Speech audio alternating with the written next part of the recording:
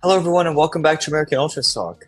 I'm here today to bring you a recap of the U.S. Youth National Team's record-breaking win over the U.S. Virgin Islands in the CONCACAF U17 Championship, 22-0. Yes, you heard that right. The USA U17 scored 22 goals in a competitive match against the U.S. Virgin Islands today. And I'm here to, well, not really analyze because, it's a 22-goal win. There's not much to analyze, but we'll go over the starting lineup, go over some of the goals, and just give some quick takeaways because I thought it would be a good idea to cover this game, cover the tournament as a whole. And despite it being an incredibly one-sided result, there's still a few things to talk about. So let's just get into the starting lineup for the game. Now, at the goalkeeper position, this was one of, I think, the biggest surprises, at least to me. Will Mackay from the Real Salt Lakes Academy started here over Jack Courtcamp and Owen Pratt. I highly expected Courtcamp to start. Mackay was, I think, the consensus goalkeeper 3 for this group coming into the camp, but he clearly won the starting job, and props to him for that. He didn't really have much to do today because I can't even think of many times that U.S. Virgin Islands even got in our half. Maybe it happened once or twice, but we passed the ball back to him a couple of times. He got a few touches. Really not much to say besides the fact that this was a pretty first choice 11, so it looks like he is at least the goalkeeper 1 for this group, which is interesting, not something I would have expected before the tournament. At the defenders, we had Gio Villa at right back, Pedro Guimaraes at left back, Christopher Cups at center back with Ramiz Hamuda. Gio Villa, another Real Salt Lake player, definitely the best right back within this group. Pedro Guimaraes, he only had competition from Jordan Griffin at the left back position, but Guimaraes, the Orange County standout, clearly won the spot, and I have to say he scored a beautiful goal. I think it was the 13th of the game for the US. Had a very solid game, also got a couple assists. Very good showing from Guimaraes. The center backs, Christopher Cups and Ramiz Hamuda, are, I think, pretty straightforward. The two best center backs that are here. Cups has captained the group in the past. He didn't today, but we know he has leadership qualities, and I think it's pretty safe to say that he's the CB1 in this group. Hamuda probably CB2, so it's nice to see them both starting, although, to be honest, they didn't really have much to do. Ramiz Hamuda did score a goal, which was good for him. He scored in the 51st minute. What number goal was it? I couldn't tell you. I'm going to guess 15, but I could be very wrong, to be honest. There was just too many to keep track of, but he had a couple opportunities that didn't go in and then finally got his goal, so happy for him there. Cups had a moment as well that it looks like he maybe could have scored. Maybe it'll come in a different game, but overall, the starting defense, not much to write home about, just the first choice players as expected. Now, onto the midfield, you had Jude Terry from LAFC at the CDM position, Cooper Sanchez from Atlanta United's academy at the 8, and Maximo Carrizo, the NYCFC homegrown starlet, at the 10, wearing number 10, also captained the side, and he balled out. Everyone made it look too easy today, but Carrizo was one of the standouts as expected. 4 goals for him, a very solid performance. I'd say he had the second best goal of the game as well. I believe it was...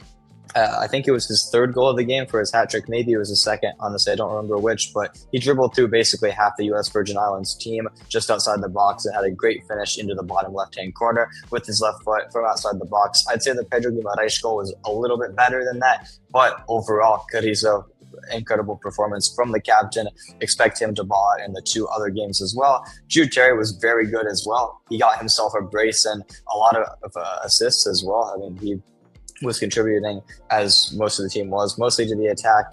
That's not something you usually see from a 6, but he was getting everywhere, particularly down the left-hand side. He was combining very nicely with the winger Lorenzo Cornelius and the left back Pedro Guimaraes down that side, got into a lot of dangerous positions. A lot of our attacks did come down that side, and he was a big reason why. So incredible game from him as well. And then Cooper Sanchez was a little bit quiet, didn't get a goal. He probably had an assist. I can't remember one off the top of my head, but I think he may have had a long ball that ended up being a goal for Chase Adams. I'm not 100% sure on that, but he was fine. Truthfully, I'd rather see someone like Cristiano Oliveira start over him, but Carrizo and Terry are 2 of the best names in this camp, probably the 2 best. No surprises to see them starting, and not like Cooper did bad by any means. I think he's definitely fairly deserving of the starting spot, just definitely the most contentious one of the 3 midfield positions.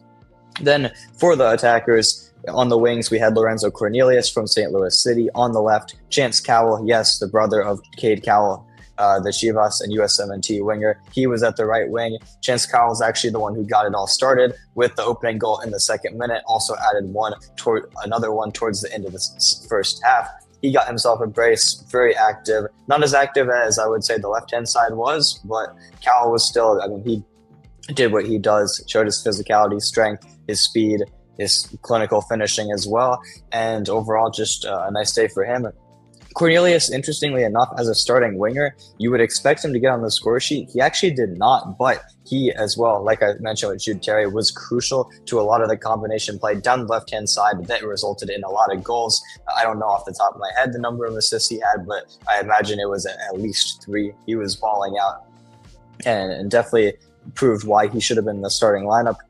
Truthfully, the only player who I think deserved a mention and honestly who I would have started was Jameer Johnson. He came off the bench, got a goal for himself actually on the right wing position in the 79th minute to kind of cap things off. I believe it was the second to last goal of the game for us, so the 21st. He was very good when he came on, as you would expect for a player with his talent against one of the weakest teams that we've ever seen.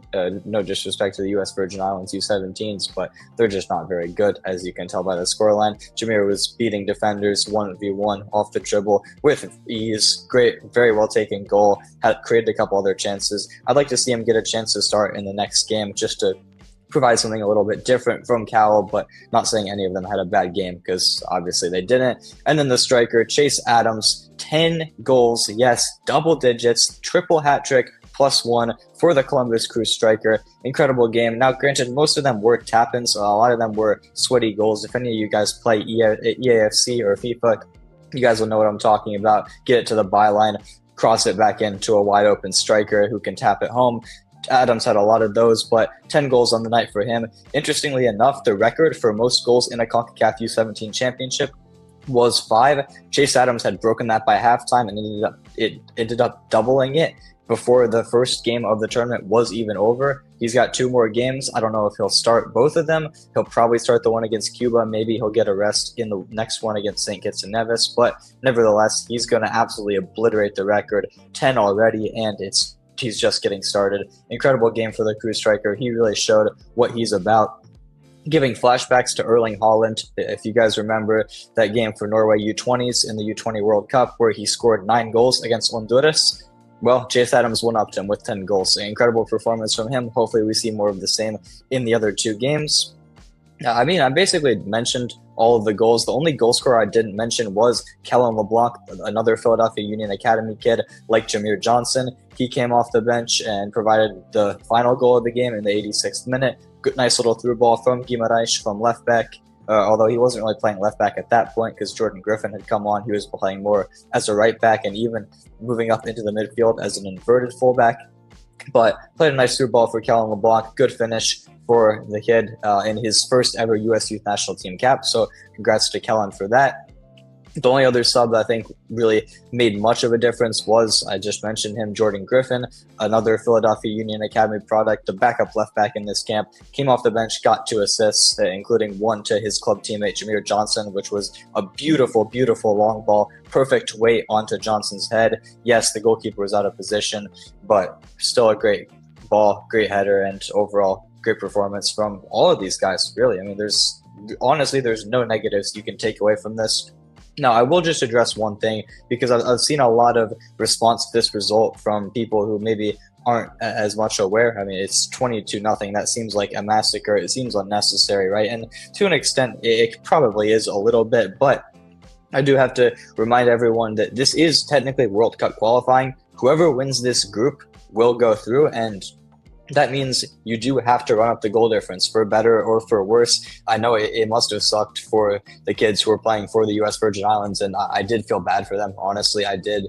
You could tell very quickly on in the game that they did not want to be there, and honestly, I wouldn't either if I was losing by this margin. It was basically just a training practice for the U.S. Youth National Team, but honestly, even easier than that. Like I said in the preview video, a lot of these teams that we're going to be playing, at least 2 of them are probably worse than every single MLS Next team that any of these guys have come up against in this year, maybe even last year, 2 years ago, who knows? It's just not a high level of opposition, and you do have to feel bad for them. But at the same time, every goal counts.